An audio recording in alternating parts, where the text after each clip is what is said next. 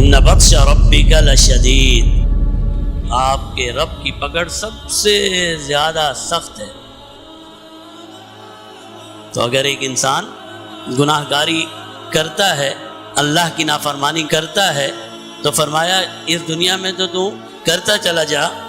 جب اس بارگاہ میں تجھے پیش کیا جائے گا تو پھر تجھے ساری بداعمالیوں کا بدلہ دینا پڑے گا،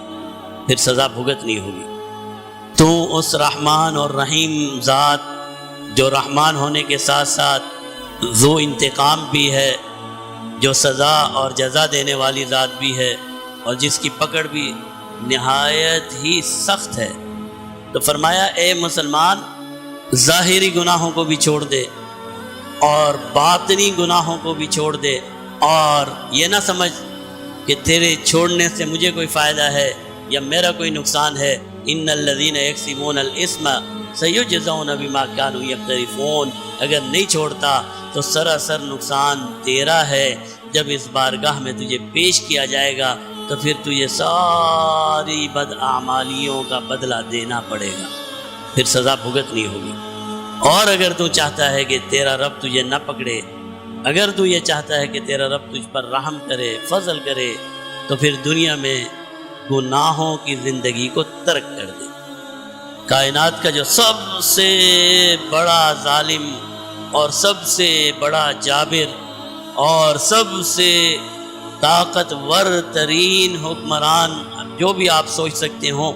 اللہ کی پکڑ کے سامنے وہ تو کچھ بھی نہیں ہے۔ ایک ظالم، غاصب، طاقتور زیادہ سے زیادہ کیا کر سکے گا؟ اتنی تکلیف دے گا، اتنی تکلیف دے گا آپ کی جان ختم ہو جائے، اس سے زیادہ تو کچھ نہیں کر سکتا، کہ کچھ اور بھی کر سکتا ہے۔ جب موت آ گئی ساری کلفتیں، ساری مصیبتیں ختم ہو گئی، لیکن اس رب کی پکڑ پھر ایسی ہے کہ جب وہ پکڑتا ہے اور پھر جب جہنم میں انسان کو جلایا جاتا ہے تو وہاں تو پھر موت بھی نہیں ہے، وہاں تو موت بھی نہیں ہے، اور ہر تکلیف ایسی کہ لگتا ہے کہ اس سے بڑی تکلیف کوئی ہو ہی نہیں سکتی۔ کلما نضجت جلودہم بدلناہم جلودا غیرہا، فرمایا جب انسان جل جل کے اس کی کھال بالکل جل جائے گی، اللہ فرماتے ہیں پھر ہم نئی کھال پیدا کر دیں گے تاکہ وہ ہمارا عذاب محسوس تو کرے۔ پکڑ تو اس کی ہے، عذاب تو اس کا ہے، سزا تو وہ ہے جو رب نے انسانوں کے لیے متعین کر رکھی ہے کہ ایک انسان دوسرے کو کیا سزا دے سکتا ہے؟ کچھ بھی نہیں۔ تو یہ گناہ اللہ کے غضب کو دعوت دینے والے ہیں، یہ گناہ اللہ کی ناراضگی کا باعث بننے والے ہیں، یہ گناہ کی آلودگی ہماری دنیاوی اور اخروی دونوں زندگی کو تباہ اور برباد کرنے والی ہے۔ یہ گناہ ایک ایسا راستہ ہے، ایسی ظلمت اور تاریکی کا راستہ ہے کہ جو انسان اس ظلمت اور تاریکی کے راستے پر چلا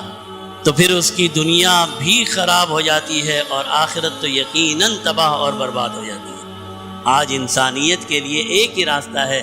کہ وہ اپنے آپ کو جناب نبی کریم صلی اللہ علیہ وسلم کی ذات سے وابستہ کر لے اور اس بات پر یقین کر لے کہ جناب نبی کریم صلی اللہ علیہ وسلم اللہ کے آخری نبی اور رسول ہیں، اس کے علاوہ فلاح کا، کامیابی کا کوئی راستہ نہیں ہے۔